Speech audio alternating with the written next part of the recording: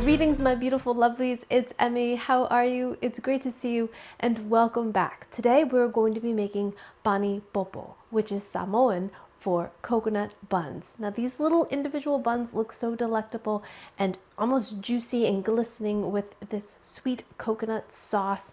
But what really intrigues me about this recipe is that it contains 3 ingredients. I know, how can this be possible? 3 ingredients. 3 ingredients because we're going to be using these for the main ingredient. These are Rhodes dinner rolls. These are frozen dough balls. I had never heard of these before until I saw this recipe. I wasn't even sure if I would be able to find these because I've never seen these before and I go shopping every week. But here in Rhode Island, you can get Rhodes bake and serve dinner rolls. Now what is cool about these is that they're dough balls and they're frozen. So you can keep them in the freezer, and when you want dinner rolls, you do have to plan a little bit ahead because these are dough balls. You have to thaw them out and allow them to rise. But freshly baked bread, isn't that great? But I did find these at my local supermarket after a long search. I went down every aisle twice and I finally found them. That's my oven interrupting me yet again. It's preheating at 350 degrees. But I did find them in the bread section, not the baked goods section. So when you go to the bread section, which is not the breakfast pancake section apparently, these were at the very, very bottom in the back. So here they are, Rhodes dinner rolls. There are 36 rolls in here and these were about $7. And this is what a dough ball looks like a ball of dough, but it's frozen rock solid. So because these are frozen, you do have to do some planning ahead. So take a 9x13 baking dish and butter it or spray it and place your frozen dinner rolls equidistantly apart. I did 12. And then cover it with plastic wrap and let it sit at room temperature, and the directions say anywhere from 3 to 5 hours or until they're nicely risen. You can also speed up the rise if you have a proofing option on your oven. Put them in there and it'll cut the proofing time in about half. So ingredient number 1 checked. I know that technically it's many ingredients, but for me it's 1 ingredient because it's already pre-made. So simple, so easy. The other 2 ingredients are coconut milk and sugar. Coconut milk I'm using is Thai Kitchen. I like the coconut cream, it's thicker. I found the other ones to be really watery and don't make very good curries and such, but we're making our sauce. So my initial inspiration for Pani Popo came from Best Hawaiian Recipes, but since then I've looked at other recipes for this and most of them use the frozen dinner rolls, which I think are brilliant. Some people cook the sauce, other people do not. So I'm gonna opt to cook it. It makes a thicker sauce, but it's certainly not required based on some of the other recipes I've read. I think the most important thing about cooking the sauce is to thicken it if you want a thicker sauce, also to dissolve the sugar completely. So that's what I'm gonna do. Heat some of the coconut cream with 1 cup of sugar.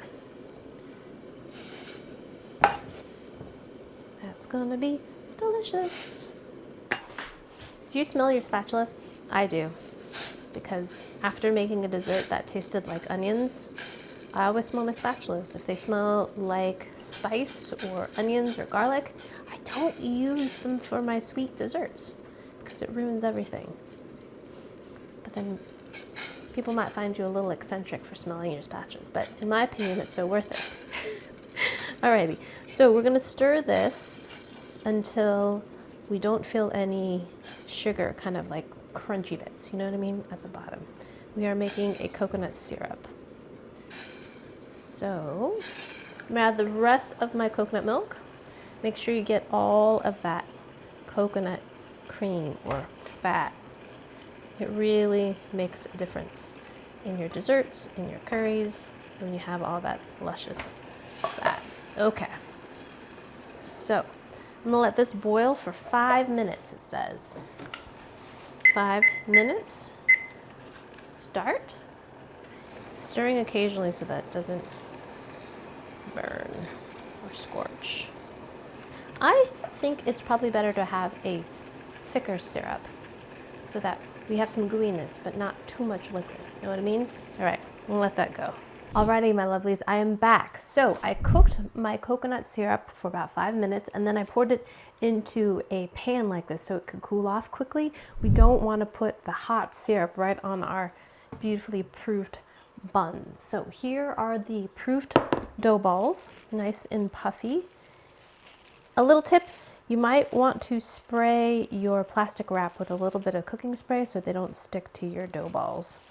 If they tear, then they'll deflate, and that's no fun. So look how cute they are. Poofy, poof, poof. And now we're going to take, I'm going to pour this into a measuring cup to make it easier to pour. We're not going to pour all this glaze in at once. We're going to do just about 2/3, so this will help us kind of regulate how much we add. I already tasted this. It tastes so good. So sweet. Coconutty. Get every delectable drop. Okay, here are our buns. Take our syrup and pour it right onto our buns. Get those little cracks. And this is almost exactly 2 cups. But we're not going to pour all of it, just about 2/3 of it. Oh my gosh, look at that. Oh, baby. Make sure every one of them gets a little love. All right, I'm getting a little overzealous here. So leave about 1/3 to glaze for later.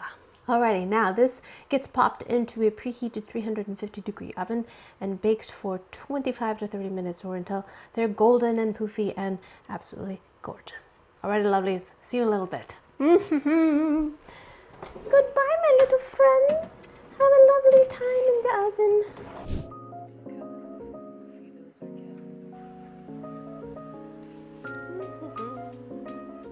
Alrighty, my lovelies, just took the Pani Popo out of the oven.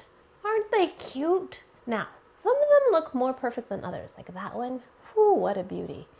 Some of them look a little bit kind of lumpy bumpy, but still golden, and they smell delicious. It smells like freshly baked bread, nice and yeasty and toasty.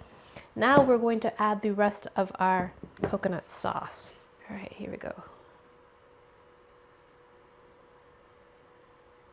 Oh man, that looks so good. Make sure everybody gets a little bit. Wow, that looks like it's kind of drowning.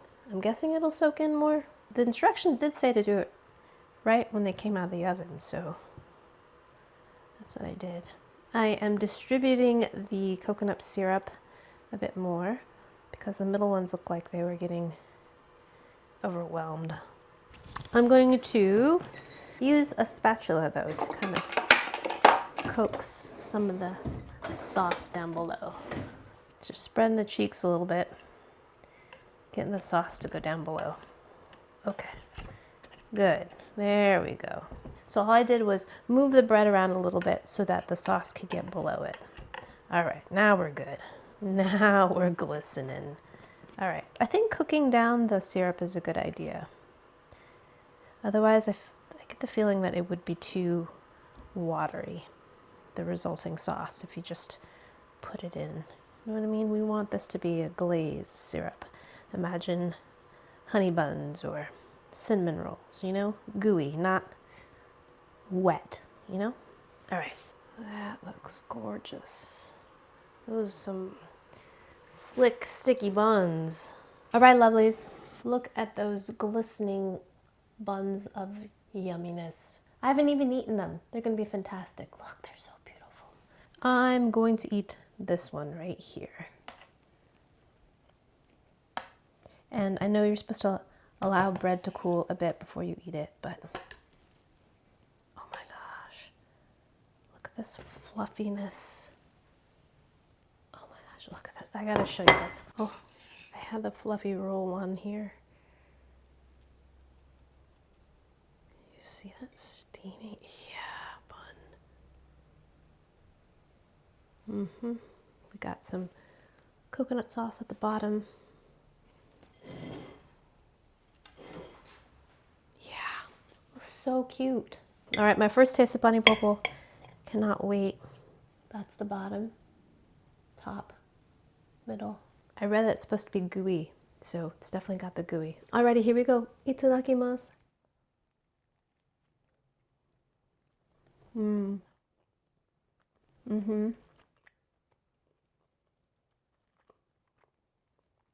Really good. So delicious. The bottom is nice and gooey and has a lovely, rich coconutty flavor. It's sweet as a cinnamon roll. The top part is cinnamon roll-like. It's bready, but at the bottom you've got this lovely gooiness. It's kind of got the texture of the inside of a cinnamon roll. That's what it's like. That kind of gooey syrupiness. But instead of cinnamon, we have coconut. So it tastes rich, but not decadent, not over the top. Oh, it's so hot.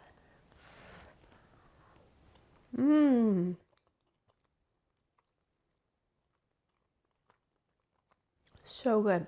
It reminds me a little bit of a gaimebao, which is a big yeasted roll that has a lovely desiccated coconut buttery center.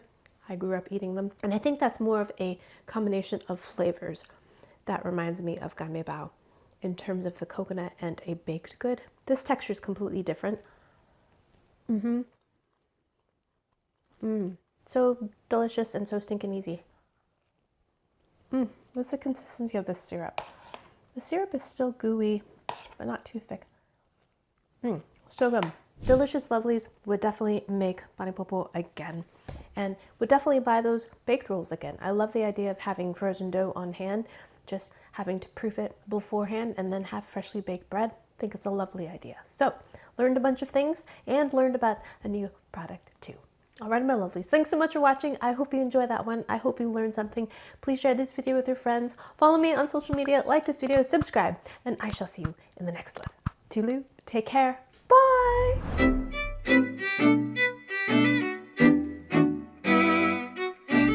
Pani Popo is such a cute name alone. Enough reason to make a dish, right? No, it isn't. You can't just have a cute name. That isn't enough reason to make another dish, but I never put my spoon down before I eat another one of these. So rich.